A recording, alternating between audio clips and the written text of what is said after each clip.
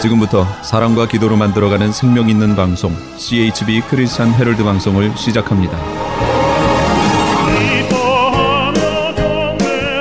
매일 새벽 4시, 매일 밤 11시 하루의 시작과 마무리를 함께하는 CHB 크리스찬 헤럴드 방송은 크리스찬 헤럴드 신문과 가장 인기 있는 기독교 정보를 담고 있는 www.christianherald.com과 함께 오늘도 성실하게 여러분 곁에 함께할 것입니다.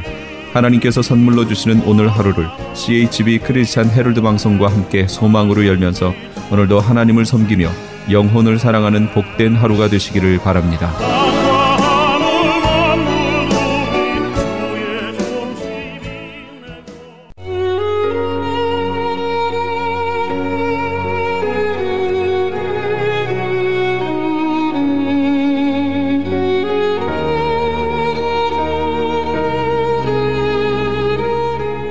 영혼의 쉼터.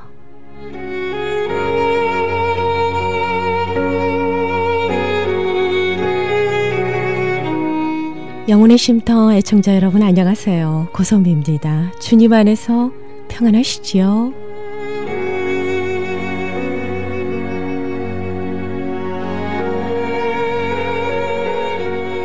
시편 136편 1절 이하 말씀에 보면은요, 여호와께 감사하라 라는 말씀이 29절까지 계속해서 나옵니다. 아인슈타인은 한 기자가 어떻게 이 수많은 업적을 혼자 해낼 수 있었는지요? 라고 묻는 그 질문에 이렇게 말했다고 하죠. 저는 날마다 수백 번씩 감사합니다 라는 말을 합니다 라고요. 감사를 많이 하게 되면 먼저 자신의 몸이 건강해지고요. 기분도 좋아지고요. 또 정말 신나게 일도 할 수 있고요. 주위에 있는 사람들에게까지도 그 감사의 에너지를 전해줄 수가 있습니다. 범사에 감사하시는 저와 여러분 되시길 소망합니다.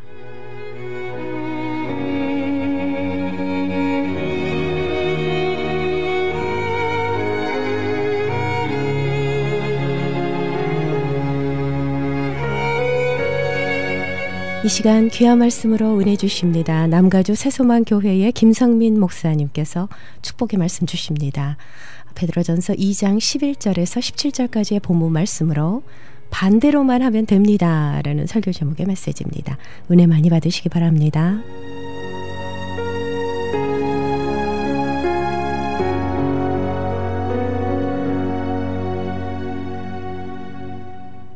그 당시 초대 성도들은 어떠한 취급을 받았는가 하면 예수를 믿으면 가족을 무시한다, 나라를 배반한다, 모든 종교를 버리라고 이야기한다, 그렇게 알고 있었습니다. 또한 한쪽에서는 예수 믿는 자들에게 식인종이라고 했어요. 이것은 내 몸이니 이것을 먹고 마시라고 말씀하시는 예수님의 말씀을 잘못 오해해서 들어서 식인종이라고 이야기했습니다. 또 노예들은 주인을 반항하는 자가 되도록 만든다고 그렇게 이야기했습니다.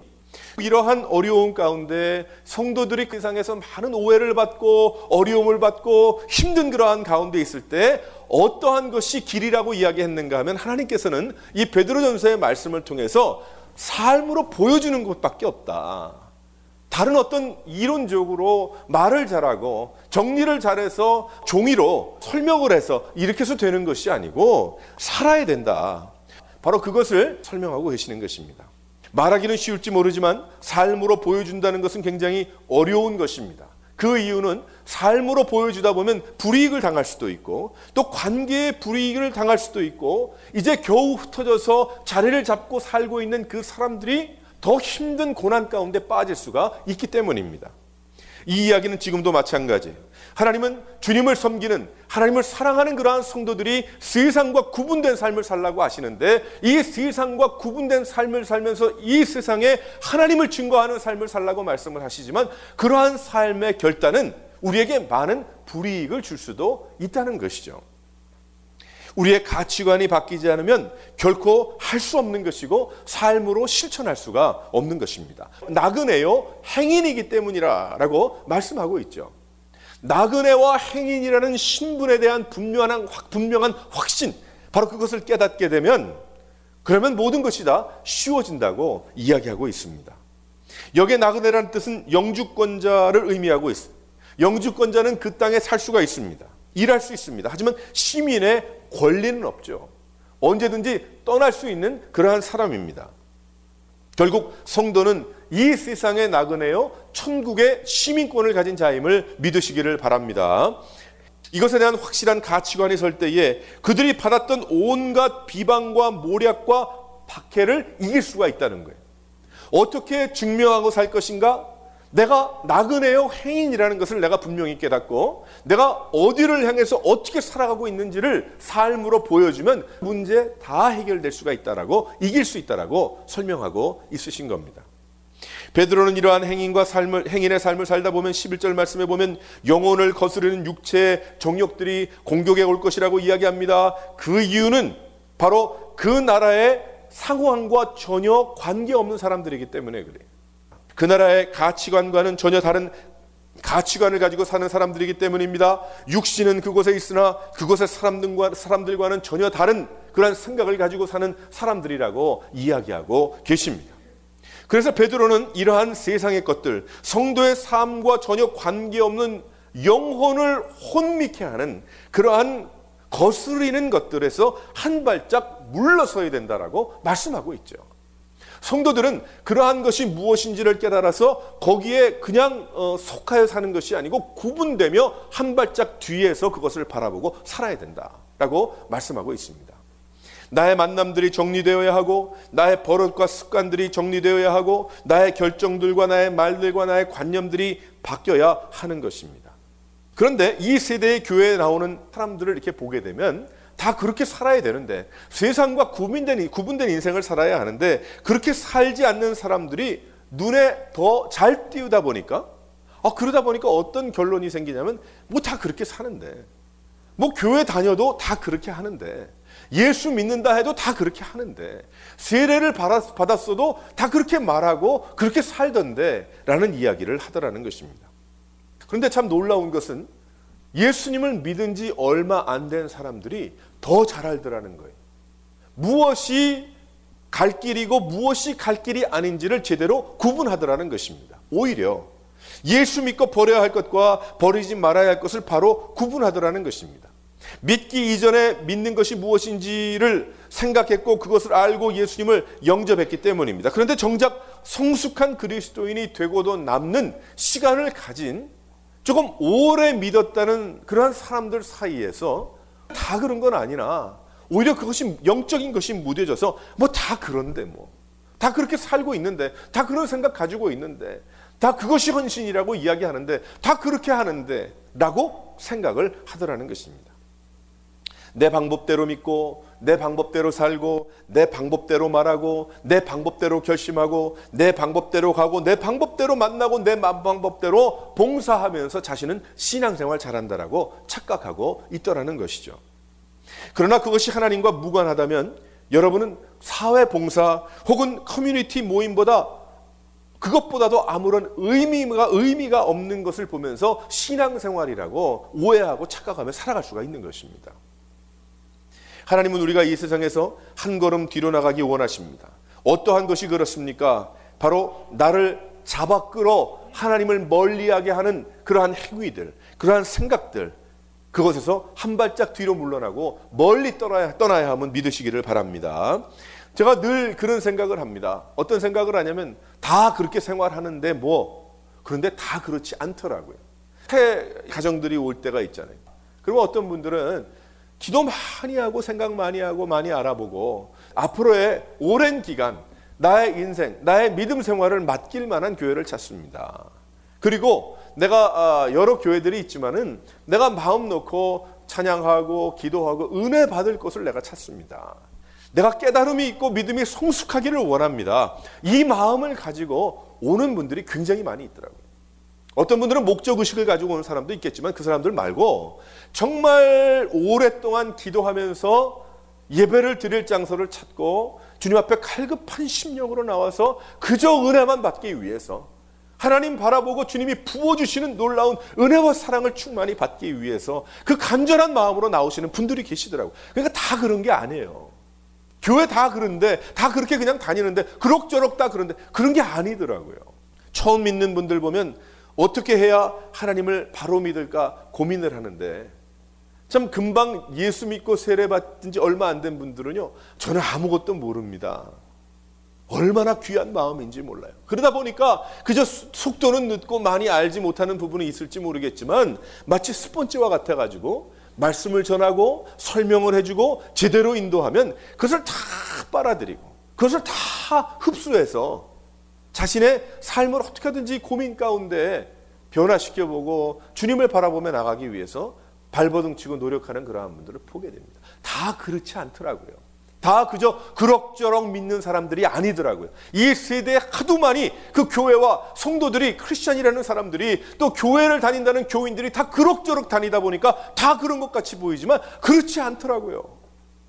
정말 주님을 향해서 무릎을 꿇고 하나님을 향해서 주님을 바라보고 정말 갈급하고 열정을 다시 한번 회복하기 위해서 노력하는 그러한 사람들이 실은 더 많이 있는 것을 보게 됩니다. 그래서 우리는 한 발짝 뒤로 물러서야 합니다. 어디에서 물러서는가? 이 세상에서 물러서야 하는 거예요. 그것이 바로 나그네와 행인의 삶이 되는 것입니다. 하나님의 말씀이 아닌 것과는 한 발짝 뒤로 서야 합니다. 그것이 사람과의 만남과 관계라면 한 발짝 물러서야 하는 것입니다. 베드로는 초대 성도들에게 그러면 어떻게 이 세상을 향해서 한 발짝 뒤로 선자로서의 하나님의 의를 드러내고 삶으로 받았던 많은 오해들을 증명할 수 있겠는가? 오늘 말씀을 여기 보게 되면 세상과 반대로 하면 된다. 그러면 세상과 반대로 어떻게 하면 될까? 여기 세 가지를 우리가 깨달을 수가 있습니다. 먼저 첫 번째로 한번 다 같이 읽어보도록 하겠습니다. 정욕을 제어하는 삶은 세상의 반대라는 거예요. 그래서 여기에 요한일서 2장 15절에 16절 말씀 보면 이 세상이나 세상에 있는 것들을 사랑치 말라. 누구든지 세상을 사랑하면 아버지의 사랑이 그 속에 있지 아니하나니 이는 세상에 있는 모든 것이 육신의 정욕과 안목의 정욕과 이생의 자랑이니라. 다 아버지께로 쫓아온 것이 아니요 세상으로 쫓아온 것이라라고 말씀하고 있습니다. 정욕이 무엇입니까? 정욕은 이 세상이나 세상에 있는 것들을 사랑하게 하는 것이 바로 정욕인 거예요. 그래서 정욕에서 떠나라라고 이야기하고 있죠. 그 정욕에서 한 발짝 뒤로 물러서라고 말씀하고 있는 것입니다. 여기에 정욕에는 어떤 것이 있습니까? 요한일서 말씀처럼 육신의 정욕이 있습니다. 육신의 정욕이라는 것은 죄를 범하고자 하는 그러한 속성을 의미하고 있습니다. 게으름, 간음, 방탕, 미움, 질투, 분노, 수군수군됨, 여러 가지 근본적인 예수 믿기 이전에 내가 가지고 있었던 그러한 죄의 속성을 의미하고 있는 것입니다. 예를 들어서 내가 다른 사람을 미워하기 시작을 했을 때에 미움의 생각이 그저 자그마하게 시작이 됐지만 나중에 그 사람을 죽이는 일까지 내가 꼭 어떻게 해야 죽이는 것이 아니고 내가 말로, 표현으로, 행실로 내가 그렇게 표현하고 마는 그러한 일이 돼버리고 마는 것이죠. 바로 그것이 육신의 정욕인 것입니다. 왜 그러냐면 내가 원하는 것이기 때문에 나의 옛사람이 내 근본적인 죄 가운데 있던 나의 옛사람이 원하는 것 아니겠어요? 그냥 저 친구 내가 좀 좀 밟아줬으면 좋겠다. 그 옛사람의 속성 아니겠어요? 성령의 열매가 아니지 않습니까? 성령께서 우리 가운데 함께 하실 때, 성령께서 내 안에 함께 동행하실 때 맺는 열매가 아니고 그건 마귀의 열매죠. 죄의 열매 아닙니까? 결국 그것이 육신의 정욕이라는 거예요. 나의 쾌락 때문에 영혼이 죽는 것입니다. 그것에서 떠나라는 거예요. 내 영혼이 어두워지고 내 영혼이 하나님만 바라보고 내 영혼이 하나님을 찬양하고 내 영혼이 주님 앞에 기도하고 내 영혼이 하나님께서 부어주시는 놀라운 그 은혜의 말씀을 다 흡수할 수 없도록 만들어 놓는, 벌써 십자가에 못 박혀 죽은 나의 옛사람, 그것을 버리고 바로 그것에서 구분되어야 한다라는 그러한 이야기입니다. 그것이 구분이 되지 않으면 이 세상에서 내가 하나님을 섬기는, 살아계신 하나님을 섬기는 그런 성도라는 것을 증명할 길이 없다라고 말씀하고 있는 것입니다. 우리가 살고 있는 이 시대에 왜 크리스찬과 넌 크리스찬이 구분이 되지 않습니까? 바로 그것은 바로 이 정욕의 문제인 거예요. 이 육신의 정욕을 쫓아가다 보니까 내가 주일날에는 와서 회개하고 예배를 드리나 월요일부터 토요일까지는 육신의 정욕을 쫓아서 온통 다 거기에 충만해서 생활을 하다 보니까 어떻게 됩니까? 세상과 구분이 안 되는 거예요. 세상에서는 다 그만한 분들이에요. 그만한 삶을 살아가고 있고 이 세상에서는 그래도 부지런하고 잘 삽니다. 문제는 크리스찬과 넌 크리스찬이 구분이 안 된다는 거예요. 하나님을 섬기는 자와 하나님을 섬기지 않는 자가 구분이 안 된다는 거예요. 천국의 시민권을 가진 자와 그렇지 않은 자가 구분이 안 된다는 것입니다. 우린 다시 한번 이 문제를 심각하게 생각해 보아야 합니다. 왜 그렇습니까? 그 이유는 내가 나그네가 아니기 때문에, 내가 행인이라는 생각을 하지 아니하고 나는 이 땅에서 내가 살고 있는 이 지역에서 내가 서 있는 이곳에 내가 안주하는 나는 주인인 거예요. 근데 그게 아니라고 이야기하시죠, 하나님은. 또 한 가지는 안목의 정욕입니다. 이것은 눈으로 보고 귀로 듣고 마음이 동요되는 것입니다. 그러다 보니까 어떻게 됩니까? 내가 다른 것을 쫓아가게 되죠. 예를 들어서 연속극을 보고 영화를 보는데 참 재미있습니다. 근데 그것이 좀 좋지 않은 영화라고 한번 생각을 해보세요. 무술 영화 복수에 복수를 하는 그 영화를 한 2시간, 2시간 반 한번 보고 나오면은 정말 그 마음이 좀 나도 뭐 무술인이 된 것처럼 말이에요. 근데 어디 좀 벽이라도 한번 치고 싶은 그건 팍 쪼개질 것 같은 어떤 그런 생각이 들게 된단 말이에요. 우리 너무 연약하기 때문에 그래.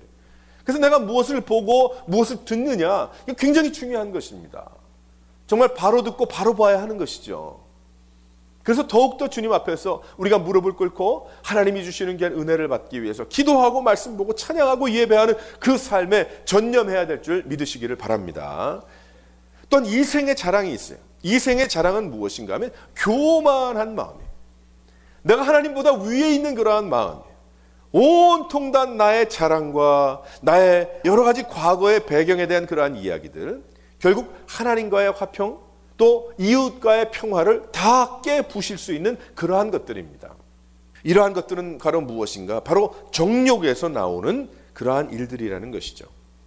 우리는 그렇기 때문에 더 이상 영혼을 거스리는 그 정욕과 싸워야 된다. 이건 저절로 없어지는 것이 아니고 내가 한 발짝 뒤로 서서 나는 바로 나그네인데, 나는 행인인데, 그러면 우리가 얼마나 조심하겠어요? 왜 그렇습니까? 내가 내 나라를 대표하기 때문에, 내가 살고 있는 그 나라, 그 백성들을 대신하고 있기 때문에 얼마나 그것이 중요한 그러한 이야기인지 모르죠. 본능을 따라 사는 삶이 아니라 이제는 성령님을 따라 사는 인생임을 믿으시기를 바랍니다. 세상 정욕을 버리고 하나님을 향한 사랑의 열정으로 불붙어서 살 때에 세상은 우리를 통해서 누구를 보게 돼요? 예수 그리스도를 보게 되는 거예요.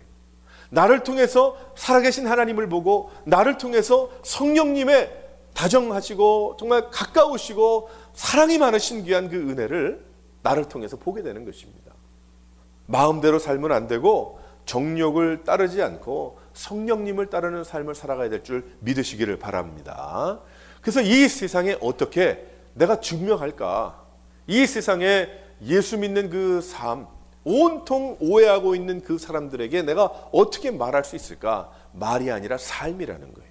사랑하는 성도 여러분, 나의 삶 속에 하나님과의 관계를 흐리게 하고 주님을 온전하게 바라보지 못하게 하는 그 부분을 회개하고 주님 앞에 가지고 나와서 다시 가지고 돌아가지 않도록, 내가 성령께서 나에게 부어주시고 주시는 귀한 은혜를 먹고 입으며 그것을 가지고 살아갈 수 있는 여러 성도들 되시기를 주님의 이름으로 축원합니다. 두 번째로 어떠한 삶을 살라고 합니까? 어떠한 것이 반대로의 삶입니까? 다 같이 읽어보겠습니다. 선을 행하는 삶은 세상의 반대인 거예요. 12절 말씀을 보면 행실을 선하게 가져라고 이야기합니다. 그래서 그 행실을 보고서 세상이 하나님께 영광을 올려드리게 한다라고 말씀하고 있습니다. 그리스도인들이 선행을 하여야 할 사람 중에는 내가 좋아하는 사람들은 너무나도 쉽습니다. 하지만 원수도 있거든요. 나를 대적하는 자들도 있거든요. 그들이 사랑하고 나누고 말없이 그들에게 하나님의 도를 보여주어야 할 원수들, 그 사람들에게 선을 행하라, 선하게 착하게 대하라고 말씀하고 있습니다. 그러려면 나그네 의식이 있어야 돼. 천국을 향하여 이 세상에서 행인 의식을 갖지 아니하면, 하나님께 순수한 마음을 갖지 아니하고 욕심의 마음이 아니라 나는 가진 것이 없는 나그네라는 그런 생각이 아니면 선을 행할 수가 없는 것입니다. 왜 그런가 하면 내가 손해보면 안 되기 때문에 그래요. 어려운 세상이고 미움의 세상이지만 그것을 행하여 하나님의 말씀을 선포하되 하나님의 말씀을 실천하는 그러한 삶, 다른 방법보다 착하게 사는 거예요. 그런데 그것은 세상의 착한 정도가 아니고 하나님께서 선하시니 너희도 선하라고 말씀하신, 하나님이 거룩하시니 너희도 거룩하라고 말씀하시는 바로 하나님의 성품을 닮은 그러한 삶을 의미합니다. 이 세상의 얄팍한 방법에 반대로 살면 되는 것입니다. 이 세상의 요령과 언제고 바뀔 수 있는 변화무쌍한 그러한 마음이 아니면 되는 거예요. 그래서 예수 믿으면 변덕이 심하고 말이에요. 예수 믿으면서도 아주 얄팍해가지고 그건 좀 버려야 되는 그런 모습입니다. 왜 그럴까요? 예수를 믿기 때문에. 세상에서는 그렇게 살아야 똑똑하죠. 세상에서는 그렇게 살아야 인정받습니다. 그런데 예수 믿으면 바뀌어야 돼요. 좀 우둔해야 되고, 예수 믿으면 그런 줄 알고 살아야 되고, 예수 믿으면 순종할 줄 알아야 되고, 예수 믿으면 하나님 앞에 예하는 삶을 살 줄 알아야 됩니다. 하나님의 방법으로 돈을 벌고, 하나님의 방법으로 만남을 가지고, 하나님의 방법으로 결정하고, 하나님의 방법으로 세상과 거리를 두어야 할 것입니다. 그러니 한번 생각해 보십시다. 오늘 말씀을 보면 이 성도들이 선을 행해서 하나님을 알지 못하는 자들이 하나님께 영광을 올려드릴 때까지 선을 베풀어야 되니 얼마만큼 선을 베풀어야 할까요? 얼마만큼 친절해야 할까요? 얼마만큼 내가 착한 삶을 살아야 될까요? 얼마만큼 내가 정말 주님 앞에서 온전한 삶을 살면 그 사람들이 당신 참 좋은 사람입니다를 떠나서 하나님께 나를 보면서 하나님께 영광을 올려드릴 수 있는 것까지 나가라고 하시니 이건 보통 일이 아니죠. 이건 보통 선이 아니고 보통 착한 인생이 아닌 것입니다. 얼마만큼 바르게 살아야겠습니까? 얼마나 바른 길을 가야겠습니까? 그래서 우리 교회는, 성도들이 모인 공동체는 대사관인 거예요. 대사관. 그런데 자꾸 우리는 센터로 생각을 하니까 문제인 거예요. 마치 어느 동네 가면, 동네가 좋은 동네 가면 클럽하우스라고 있어요.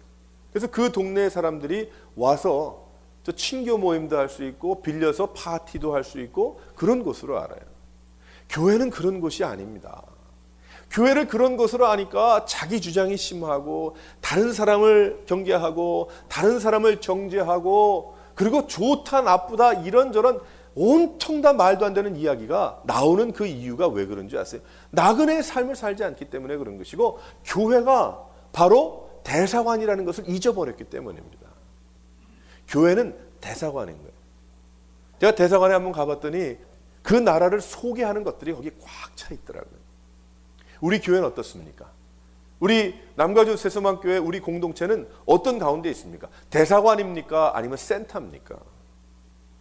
센터는 내가 원하는 거를 못하면 불편한 거예요. 센터는 내가 만족하지 못하면 싫은 거면 안 가면 되는 거예요. 그런데 대사관은 다릅니다.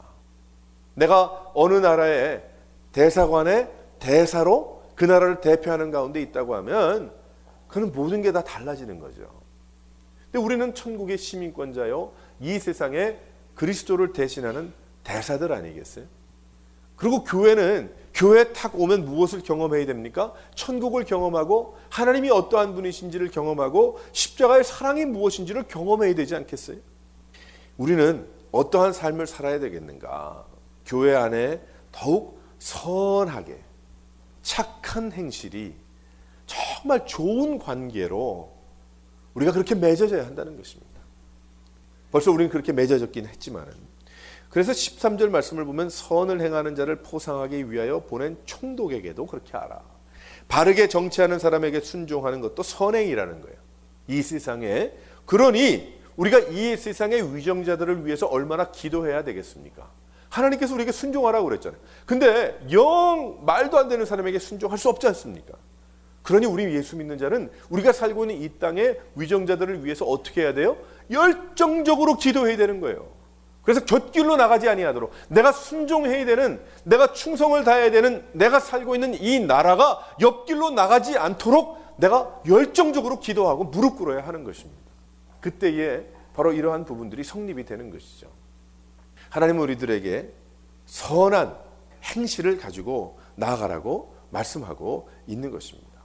사랑하는 성도 여러분, 여러분의 선한 행실과 선한 삶을 보면서 이 세상 사람들이 하나님을 바라볼 수 있도록, 하나님을 의지할 수 있도록, 바로 그것이 우리가 살아가야 하는 나그네 참 거룩한 하나님이 택하신 족속의 백성들의 삶임을 믿으시기를 바랍니다. 세 번째로 무엇이 어떠한 것이 세상과 반대라고 합니까? 다 같이 한번 읽어보겠습니다. 형제를 사랑하는 것은 세상의 반대인 것입니다. 17절 말씀을 보면 뭇 사람을 공경하며 형제를 사랑하며 하나님을 두려워하며 왕을 존대하라 라고 말씀하고 있습니다. 이 세상은 사랑할 줄 모릅니다. 이 세상의 사랑은 조건적인 사랑입니다. 하지만 우리가 하나님께 받은 사랑은 조건이 없는 사랑인 거예요. 조건이 없는 아무런 줄이 붙어 있지 않은 그런 사랑입니다. 그러니까 구원은 하나님의 선물인 것이죠. 하나님께서 우리에게 부어주신 것이거든요. 우린 이러한 사랑을 가지고 어디로 가야 되겠는가? 우린 먼저 우리의 부부의 관계에서도 신앙의 차이 때문에 얼마나 고생을 많이 합니까? 한 사람을 믿는데 한 사람은 믿지 않는 가운데 있는 경우도 얼마나 많이 있는 거예요. 바로 우리는 어떻게 될 것인가? 세상의 방법으로는 이런저런 방법이 있겠지만 그것이 아니라 우리가 참 잘하는 바이지만 서로 존중하고 사랑을 실천해야 한다. 부부가 더욱더 존중하고 더욱더 주님 안에서 사랑해야 된다. 무조건적인 사랑. 바로 그런 부부의 관계를 세상이 볼 때에 하나님을 볼 수 있다는 거예요. 우리 믿음의 공동체뿐만이 아니라 이 세상에 믿지 않는 자들도 그런 부부의 관계를 보면서 하나님은 살아계시구나, 하나님이 역사하시는구나, 하나님께서 인도하시면 저렇게 변하는구나, 그런 역사들이 가정에서 일어나야 될 줄 믿습니다. 형제와의 관계도 그렇죠. 가족 중에 형제도 있겠지만은, 하지만 교회의 형제자매들도 있지 않습니까? 우리는 하나님 앞에서 자랑이 많아야 됩니다. 어떤 자랑을 할까요? 부흥하는 교회는요, 자기 교회를 자랑합니다. 저는 그런 것을 많이 경험했습니다. 교회를 부흥하는데 그 광고를 많이 한 것도 아니고 뭐 특별히 전도를 많이 한 것도 아닌데 그 교회 성도들이 자신의 교회를 자랑하고 자신의 교회의 형제 자매를 자랑하더라고요. 그러니까 그 교회가 참 사랑을 몰랐던, 정말 사랑에 갈급했던 그러한 인생들이 오더라는 거예요. 그리고 치유받고 회복받고 하더라는 거죠. 그러니까 얼마나 말을 조심해야 됩니까? 얼마나 우리가 표현을 조심하며 해야 되겠습니까? 우리의 삶 속에. 그래서 형제를 사랑하는 것은 세상의 반대다. 어려운 자들, 이웃과의 관계도 마찬가지죠. 돌보는 삶을 살아야 합니다. 참 요즘은 옆에 있는 어려운 자, 저 앞에 있는 어려운 자를 돕는다는 일들이 참 희귀한 일이 돼버리고 말았어요. 그래서 보면은 가끔 그런 이야기 나옵니다. 이게 크리스천 신문에도 보면요, 뭐 액수를 얘기하는 게 아니고 뭐 어느 교회에서 뭐 얼마 돈을 뭐 누구에게 어떻게 했다. 그런 일 많이 일어나거든요. 근데 얼마나 그런 일들이 많이 일어나지 않으면 그것을 그렇게 보도해서 많은 사람들을 격려하고 우리 교회가 이렇게 돼야 된다는 것을 알렸겠습니까? 우리는 다시 한번 하나님 앞에서 우리가 이웃을 돌아보고 참 우리가 이 지역을 돌아보는 그러한 삶을 살아야 할 것입니다. 사랑하는 성도 여러분, 바로 나그네 또 행인의 그런 마음을 품고 천국의 시민권이라는, 이 세상은 우리가 지나가는 길이라는 것을 깨닫고 하나님을 바라보면서 우리는 이 세상에 속해 있지만 이 세상과 함께 뒹구는 삶이 아니라 하나님의 은혜와 역사 가운데 그 인도하심 가운데 순종하고 충성을 다하는 그러한 삶, 그 삶은 정욕을 버리고 선을 행하고 또한 주님 앞에서 만난 귀한 형제를 사랑하고 돕고 섬기는 가운데 하나님께서 놀라운 역사, 믿지 않고 하나님을 모르고 하나님을 대적했던 사람들이 나중에는 주님 앞에 나를 보고 우리를 보면서 영광을 올릴 수 있는 것까지, 바로 그것은 어떤 삶입니까? 바로 전도의 삶이고 복음 전파자의 삶이고, 바로 하나님께서 우리에게 분부하신 제자 삼는 그러한 성도의 삶이 되는 것입니다. 사랑하는 성도 여러분, 이 마음을 가지고, 이 중심을 가지고 이 앞으로 1년 2016년을 정말 주님 앞에 아름답게 믿음으로 달려갈 수 있는, 끊을 것을 끊고 우리가 더욱더 열심을 다해서 붙잡아야 될 것을 붙잡으며 나갈 수 있는 여러 성도들 되시기를 주님의 이름으로 축원합니다.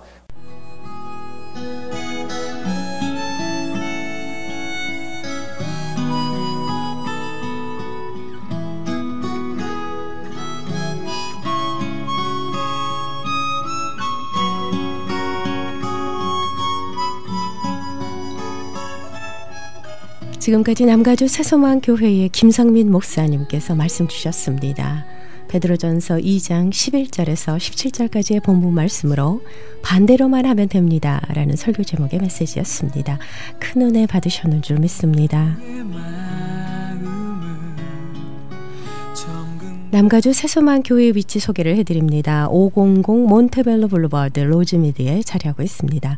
말씀 듣고 신앙상담 원하시는 분은 503 지역입니다. 332-1941 503-332-1941번으로 문의하시기 바랍니다.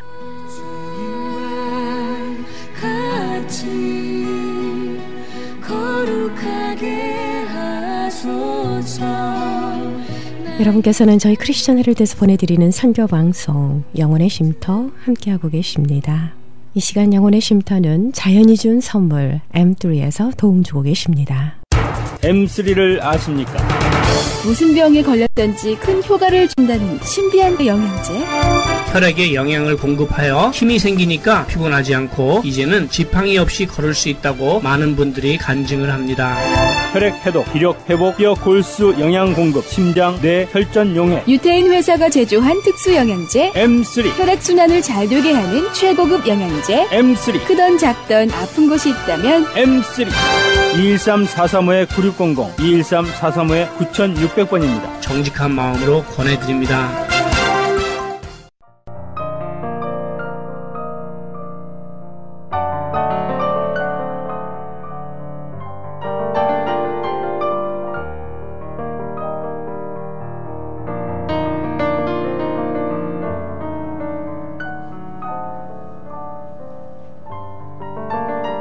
이 시간 하나님께서 주시는 생명의 말씀입니다.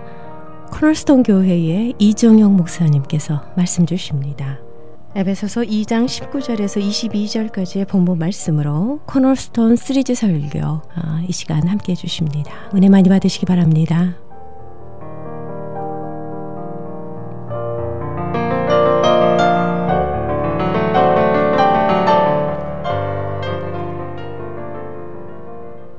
오늘 큐티 말씀이 고린도전서 13장입니다.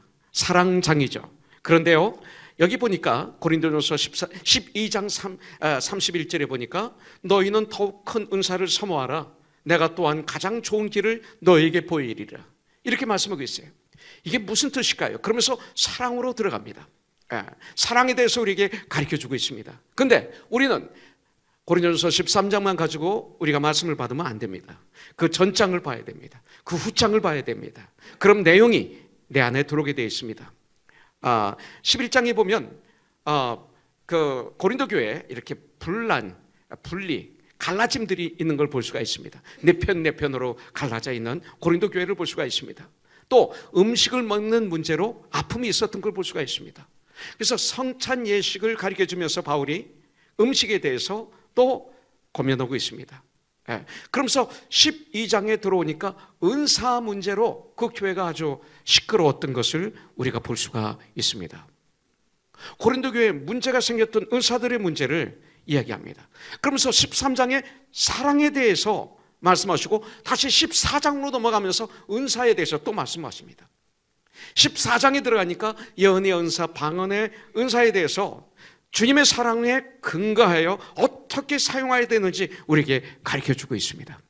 아까도 말씀드렸지만 11장에 보니까 그 당시 모였을 때 여러 가지 문제로 분쟁하는 그들을 사도 바울은 책망하며 먹는 문제 성찬 예식을 어떻게 행해야 되는지, 그 당시 고린도 교회에는 사랑이 없는 은사로, 은사는 풍성했는데, 능력이 풍성했는데 그 안 중심에 사랑이 없기 때문에 그 혼란이 일어났습니다. 하나님 영광을 가리는 일들이 많이 있었던 것을 우리는 보게 됩니다.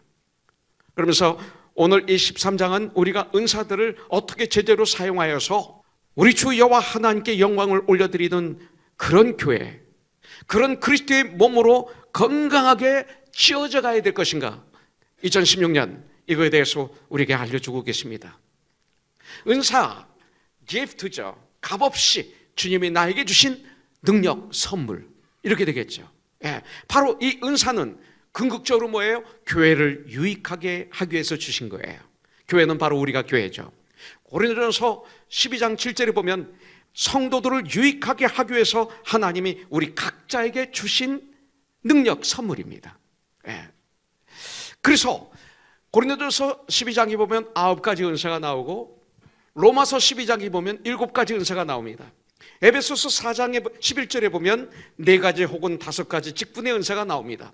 그 외에 보조적인 은사가 서신서에 많이 등장하고 있습니다. 그런데 그 모든 은사는 유익하게 하려 함이라, 성도를 유익하게 하려 함이라, 교회를 유익하게 하려 함이라, 이렇게 말씀하고 있습니다. 바로 이 은사는 하나님을 섬기고 성도를 섬기기 위해서 존재하는 것이죠. 그래서 은사가 은사답게 그 활용되기 위해서 가장 중요한 것은, 은사는 바로 예수님을 중심으로, 사랑을 중심으로 해서 사용되어야 된다는 거예요. 그래서 고린도전서 13장 사랑장이 중간에 들어간 것입니다. 은사 중간에 들어간 것입니다. 사랑은 뭐예요? 사랑은 예수 그리스도이십니다. 요한서에 보니까 하나님은 사랑이시라 이렇게 말씀하고 있죠. 예수님이 나의 삶의 중심, 내 언어의 중심, 내 생각의 중심, 나의 모든 것의 중심, 나의 선택의 중심이 계실 때, 사랑으로 모든 것을 행할 때 나를 통해서 주위에 유익이 흐릅니다. 유익을 주는 사람들이 되는 거예요. 그래서 은사를 고린도전서에서 설명하다가 은사를 어떻게 활용해야만 하나님이 우리에게 주신 은사들이 정말 교회에 유익을 주고 이웃들에게 유익한 결과를 가지고 올 수 있는가, 이걸 알려주시기 위해서 고린도전서 13장이 있는 거예요. 결론으로 말씀드리면 그 모든 은사들을 우리가 사랑으로 사용할 때 비로소 놀라운 역사가 일어난다, 우리에게 가르쳐주고 있는 것입니다. 그래서 고린도서 13장에서는 사랑의 특성이 여기서 나오고 있죠. 어떤 사랑? 아가페 사랑, 하나님의 사랑, 완전한 사랑은 이것이다, 네 꼴 예수 그리스도다 가르쳐주고 있어요. 그런데 1절부터 13절 이 사랑장은 3개로 나눠져 있습니다. 첫째는 1절부터 3절까지 사랑의 그 절대적 위성, 이 사랑 외에는 아무것도 없다, 이건 사랑이 없는 건 아무것도 아니다. 우리가 하는 모든 것들이 이 사랑보다 높은 건 없다, 예수님보다 높은 건 없다 가르쳐 주십니다. 그 다음에 4절부터 7절에 보면 사랑의 덕, 그러니까 정말 예수님을 중심에 모셨을 때 우리 주에 일어나는 그 모습들, 우리들의 모습들이 거기에 나오고 있습니다. 이런 모습이 된다. 8절부터 13절에 보면 사랑은 영원한 것이다. 하나님은 영원하시잖아요. 사랑은 영원하다. 그래서 영원성을 여기서 우리에게 가르쳐주고 있는 것입니다. 특별히 고린도서 13장 1절부터 3절에서 사랑의 절제적 위성을 말씀하고 있어요. 왜 사도 바울은 여러분들 사랑을 이처럼 제일 위에 두고 이렇게 말씀을 전하고 있을까요? 왜냐하면 바울은 자기를 그 어떤 조건 속에서도 사랑하시고 있는 그 예수님을 만났기 때문에 그래요. 예수님 만나면 그렇게 돼요. 당시 그 고린도 교회 교인들은 방언, 예언, 믿음, 구제, 이것을 귀한 은사로 알았습니다. 이런 것들을 너무나 사모했습니다. 사모해야 됩니다. 그런데 그들 고린도 교인들은 예수님을 잘 몰랐어요. 사랑을 잘 몰랐어요. 사랑의 그 크신 사랑, 그 넓은 사랑, 그 깊은 사랑, 그 높은 사랑, 바다보다도 넓은 사랑, 하늘보다도 높은 사랑, 그 깊은 사랑을 그들이 제대로 보지 못하고 있던 것이었습니다. 그래서 사도 바울은 사랑이 없으면 그 방언도 예언도 믿음의 역사도 구제도 모임도 예배도 아무것도 아니다. nothing이라고 우리에게 가르쳐주고 있습니다. 사랑이 없는 은사를 사용하는 것은 가치가 없다. 반대로 사랑을 가지고 은사를 사용하게 되면 그 은사는 아주 가치 있게 사용이 됩니다. 사랑이 없으면 여러분들 예언도 지식도 아무것도 아닙니다. 사랑이 없으면 믿음도 아무것도 아닙니다. 예수님이 계시지 않는 믿음 아무것도 아닙니다. 사랑이 없는 구제 아무것도 아닙니다. 왜 아니에요? 사랑이 없는 예수님이 중심에 계시지 않는 구제 아무것도 아니에요. 왜냐하면 사랑이 없는 예수님이 정말 중심이 아닌 구제는 자기 자랑이에요. 자기 만족입니다. 상대방이 나를 정말 사랑하는 마음으로 나를 돕는 것이 아닙니다. 그냥 다른 목적으로 자기 이름을 선전하기 위해서 나를 구제했다면 이런 경우에는 나는 이용만 당한 거예요. 이용. 고아원의 고아들을 도우러 가는 사람들이 정말 예수님의 사랑을 전하는 것, 예수님의 마음으로 그들을 손을 잡아주고 그들을 어루만져주고 그들과 대화하고 그들과 같이 먹고 그들과 같이 노는 것은 관심이 없는 분들이 많았던 것을 볼 수 있습니다. 오직 사진 찍는 일에만 관심이 있다면 그 고아들이 얼마나 아파할까요? 구제가 이렇게 잘못될 수 있습니다. 그냥 모아놓고 사진만 철컥철컥 찍고 우리 고아원에 갔다 왔다, 우리 이렇게 도와줬다, 나는 이렇게 선하다, 나는 이렇게 좋은 일을 한다, 하나의 선전의 도구가 된다면 고아들이 얼마나 불쌍할까요? 그래서 2절에 보니까 내가 예언하는 능력이 있어 모든 비밀과 모든 지식을 알고 또 산을 옮길 만한 모든 믿음이 있을지라도 사랑이 없으면 내가 아무것도 아니요. I am nothing. 무엇을 말씀하고 있는 것입니까?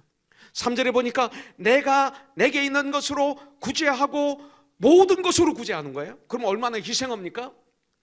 또 내 몸을 불사르게 내줄지라도 사랑이 없으면 예수님이 중심으로 하신 것이 아니면 내게 아무 유익이 없느니라. 내 몸을 불사르게 내어줄지라도 사랑이 없으면 나에게 아무 유익이 없다. 자, 두 번째 보겠습니다. 4절부터 7절에 보니까 우리 예수님의 사랑이 쭉 나오는데 그 덕목이 나옵니다. 사랑은 오래 참고, 사랑은 온유하며, 사랑은 시기하지 아니하며, 사랑은 자랑하지 아니하며, 사랑은 교만하지 아니하며. 우리가 너무나 잘 알아서 그냥 지나가죠. 하나하나 씹어보세요. 묵상해보세요. 그리고 반대로 생각해보세요. 무례히 행하지 아니하며, 사랑은 나의 유익을 구하지 아니하며, 사랑은 성내지 아니하며, 사랑은 악한 것을 생각하지 아니하며, 사랑은 불의를 기뻐하지 아니하며, 사랑은 진리와 함께 기뻐하고, 진리 안에서 모든 것을 참으며, 진리 안에서 모든 걸 믿으며, 진리 안에서 모든 것을 바라며, 진리 안에서 모든 것을 견디느니라. 4절부터 7절까지 사랑의 덕성을 말씀하고 있습니다. 사랑이 없는 은사는 주위에 아픔을 주게 되어 있다 이거예요. 덕스럽지가 못합니다. 예수님 중심으로 하면, 사랑으로 하면 덕이 막 흐릅니다. 덕이 막 흘러요. 그래서 고린도전서 8장 1절에 보니까 우상의 제물에 대하여는 우리가 다 지식이 있는 줄을 아나 지식은 교만하게 한다. 그러나 사랑은 덕을 세우느니라.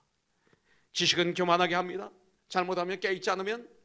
그러나 사랑은 덕을 세운다고 말씀하겠습니다. 사랑의 특성은 덕성입니다. 그러나 그 반대는 바로 교만이죠. 자, 그 다음 8절부터 13절에서 말합니다. 여러분들, 사랑은 영원하다. 오래 간다가 아니라 그 예수님의 사랑은 영원하다. 예수님은 영원하시다. 어제나 오늘이나 영원토록 동일하실 뿐만 아니라 영원하시다. 사랑의 영원성을 우리가 볼 수가 있습니다. 그런데 11절에서 보니까 내가 어렸을 때에는 말하는 것이 어린아이와 같고 깨닫는 것이 어린아이와 같고 생각하는 것이 어린아이와 같다가 장성한 사람이 되어서는 어린아이의 일을 버려놓으라. 처음에 예수님을 영접했을 때 우리들의 신앙은 어린아이와 같은 신앙이었습니다. 그러나 성장하는 것입니다. 그러나 잘하는 것입니다. 주님을 점점 더 알아가면 알아갈수록 믿음은 더 깊어지고 나의 생각하는 것이나 삶은 달라지게 되어 있습니다. 그리고 이렇게 성장시켜 주신 주님께 감사의 찬양을 드리며 주님이 나에게 행하신 뜻을 깨달아 아는 것이 행복이 되고, 그리고 그 뜻을 깨달아 안 것을 행하는 것이 최고로 기쁨이 되는 거죠. 이것이 크리스찬입니다. 이제 2016년을 출발하면서 우리는 영적으로 성장하여 참 부유한 삶을 살면서 진정한 그리스도의 몸을 우리는 이루어가야 됩니다. 그러기 위해서 어렸을 때 옷을 벗어버려야 됩니다. 벗어버려야 됩니다. 더 이상 입지 마십시오.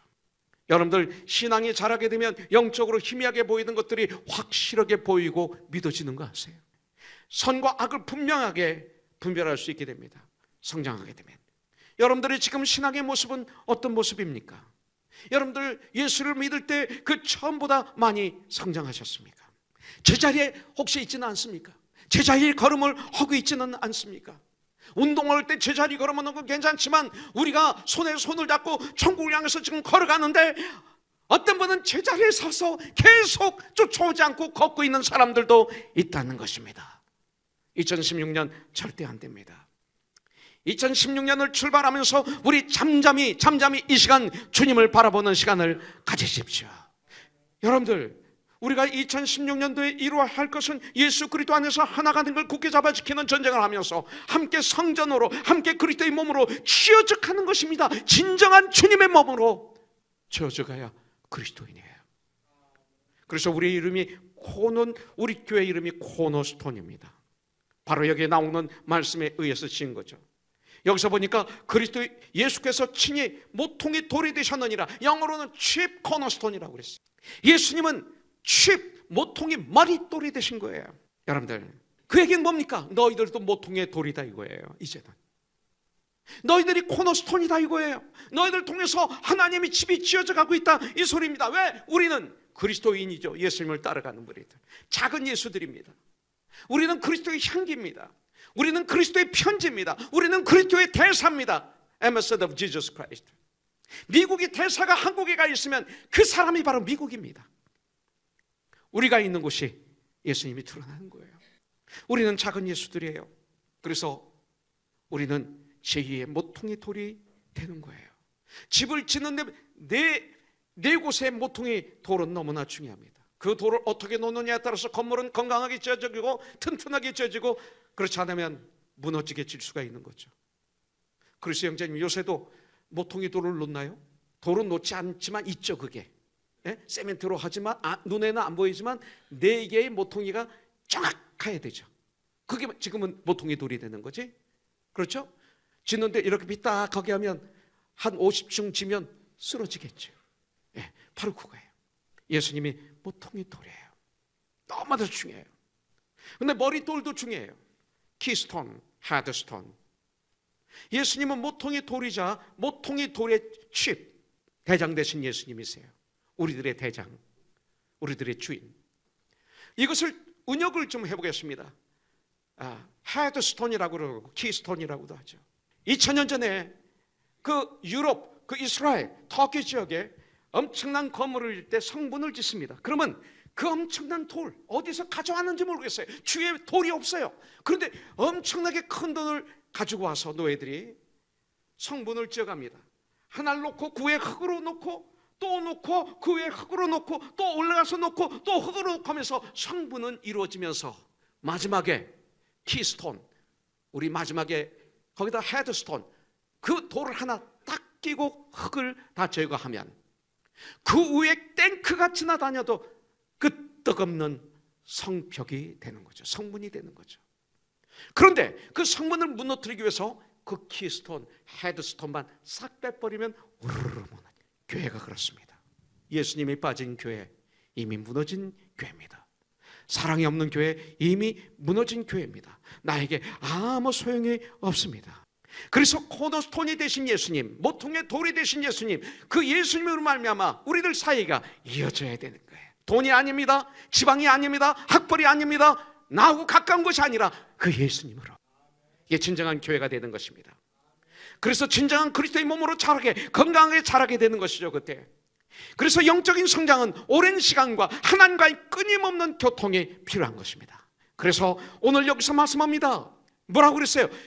그리스도 예수께서 친히 모퉁이 머릿돌이 되셨느니라. 21절, 그의 안에서, 예수 안에서만 건물마다 서로 연결이 됩니다. 주 안에서, 오직 주님만으로 우리는 성전이 되어가는 것입니다. 너희도 성령 안에서, 예수님 안에서만 하나님이 가실 처소가 되기 위해서 예수 그리스도 안에서, 다른 방법이 아니라 예수 그리스도 안에서 함께 지어져 가는 것입니다. 그래서 여기서 중요한 단어가 있어요. 그의 안에서, 주 안에서, 성령 안에서, 그리스도 예수 안에서라는 말이 계속 들어가는 것이 이겁니다. 여러분들, 특별히 중요한 것은 함께 지어져 간다고 그랬습니다. 여기서 보니까 함께, 그리스도 예수 안에서 우리가 함께 지어져 가는 게 코너스톤이에요. 나 혼자가 아니라 함께입니다. 이게 교회입니다. 여러분들, 우리는 각자가 하나님이 거하시는 작은 성전입니다. 이 작은 성전은 하나님 나라에 이를 때까지 임시 성전이 되는 것입니다. 하나님의 나라는 하나님께서 친히 성전이시므로 따로 성전이 필요 안 해요. 여러분들, 요한계시록 21장 22절을 보십시오. 천국 그 성 안에서 내가 성전을 보지 못하였으니 이는 주 하나님 곧 전능하신 이와 및 어린 양이 그 성전이심이라. 이렇게 말씀하고 있습니다. 하늘나라는 여기 있다, 천국이 여기 있다, 저기 있다 알 수 없나니 천국은 너희 중에 있느니라. 천국은 먹고 마시는 곳이 아니라 의와 희락과 화평이니라. 왜 하면 안 하세요? 이게 굉장히 중요한 말인데. 네, 그렇습니다. 여러분들, 교회는 이 작은 성자들이 모여서 이루어지는 것입니다. 이 땅의 모든 교회를 의미하지만 주님은 가정을 허락하신 것처럼 우리 코너스교회 안에도 우리는 교회입니다. 전 세계에 있는 교회가 하나입니다. 그러나 가정을 주신 것처럼 우리에게는 코너스톤이라는 가정을 또 주신 것입니다. 여러분들, 우리 교회에 맡기신 일들이 있습니다.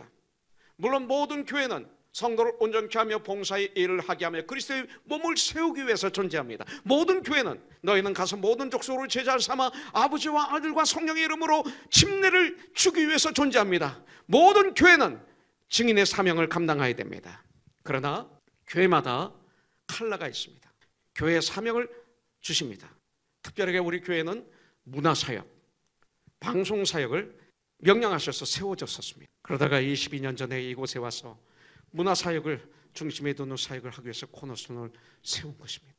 여러분들, 만일 우리에게 맡기신 일을 제대로 감당하지 못한다면 이 일을 다른 교회가 해야 될 것입니다. 그리고 우리 교회의 일은 우리 성도 각자에게 나눠져 있죠. 로마서 12장 4절 5절의 말씀대로 우리가 한 몸에 많은 지체를 가졌으나 이 모든 지체가 같은 직분을 가진 것이 아니지. 이와 같이 우리 많은 사람이 그리스도 안에서 한 몸 완바디가 되었느니라. 베드로전서 4장 10절 각각 은사를 받는 대로 하나님의 각양 은혜를 맡은 선한 청지기같이 서로 봉사하라. 여러분들, 그렇기 때문에 나 하나가 성장하지 못하면 그만큼 전체의 성장이 늦어지게 되는 것이죠. 그러면 나 자신이 개인적으로 성장해야 될 목표는 무엇일까요? 우리는 성장해야 됩니다. 근데 목표가 무엇일까요? 그것은 바로 예수님까지 이르는 것입니다. 에베소서 4장 11절부터 16절, 여러분들 코너스톤 교회가 시작할 때 주신 말씀 중에 하나입니다. 그가 어떤 사람은 사도로, 어떤 사람은 선지자로, 어떤 사람은 복음 전하는 자로, 어떤 사람은 목사와 교사로 주셨으니 이는 성도를 온전케 하여 봉사의 일을 하게 하며 그리스도의 몸을 세우게 하려 하심이라. 우리가 다 하나님의 아들 예수님을 믿는 것과 예수님을 아는 일에 하나가 되어 온전한 사람을 이루어 그리스도의 장성한 분량이 충만한 데까지 이르리니 이는 우리가 이제부터 어린아이 신자가 되지 아니하여 사람의 속임수와 간사한 욕에 빠져 온갖 교훈의 풍조에 밀려 요동하지 않게 하려 함이라. 오직 사랑 안에서 예수 안에서 참된 것을 하여 범사에 그에게까지 자랄지라. 그는 머리니 곧 그리스도시라. 그에게서 온몸이 그에게서 온 우리 교우가, 우리 성도가 온몸이 각 마디를 통하여 도움을 받음으로 연결되고 결합되어 각 지체의 분량대로 역사하여 그 몸을 자라게 하여 사랑 안에서 스스로 세우느니라. 여러분들, 13절에 말합니다. 그리스도의 장성한 분량이 충만할 때까지 이르니 15절에서는 오직 사랑 안에서 참된 것을 하여 범사에 예수님에게까지 자랄지라.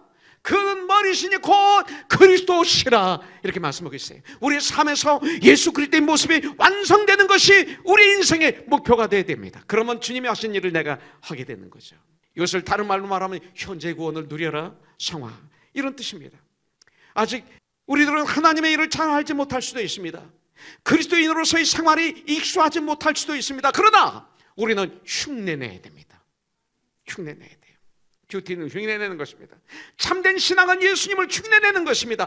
아니 믿음의 선배들을 흉내내는 것입니다. 그래서 베드로전서 11장 1절에 보면 내가 그리스도를 본받은 자가 된 것 같이 너희는 나를 본받는 자가 되라. 흉내내라. 우리들도 처음에 예수를 믿을 때 잘 몰랐습니다. 처음에 예수를 믿었을 때 아무것도 몰랐을 수도 있습니다.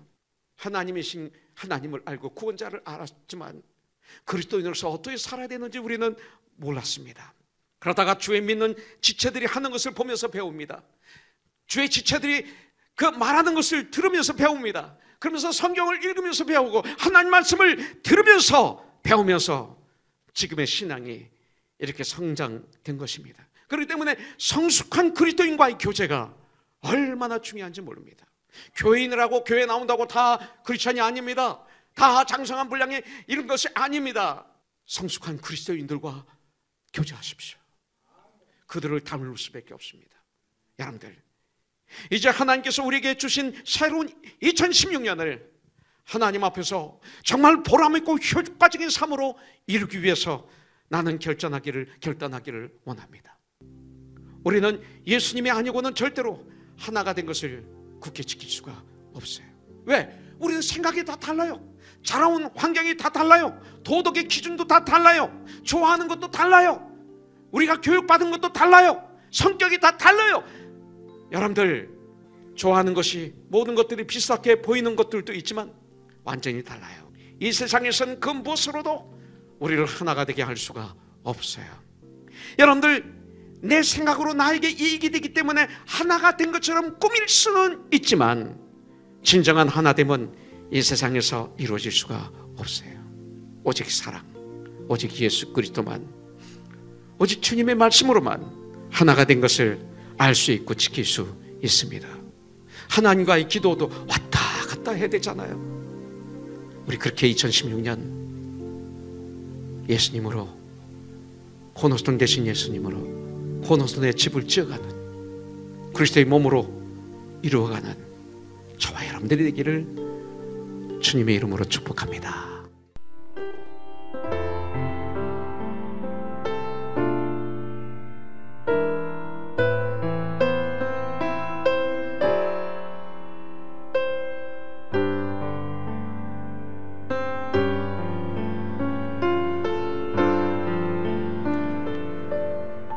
지금까지 코너스톤 교회의 이종영 목사님께서 말씀 주셨습니다.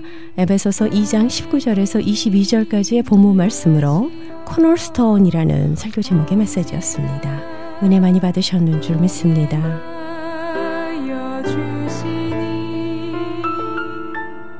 코너스톤 교회 위치 소개를 해드립니다. 24,428 사우스 벌먼 애비뉴 하벌시리에 자리하고 있습니다.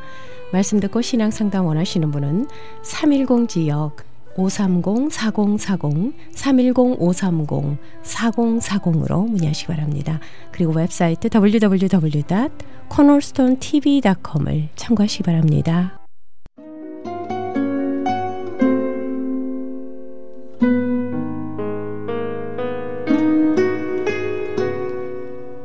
여러분과 함께 기도로 만들어가는 크리스천 헤럴드 선교방송 영혼의 쉼터 함께 하셨습니다.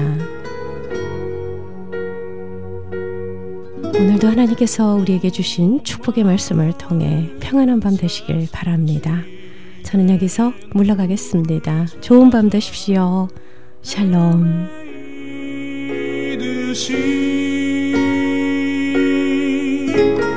내 영혼 주를 찾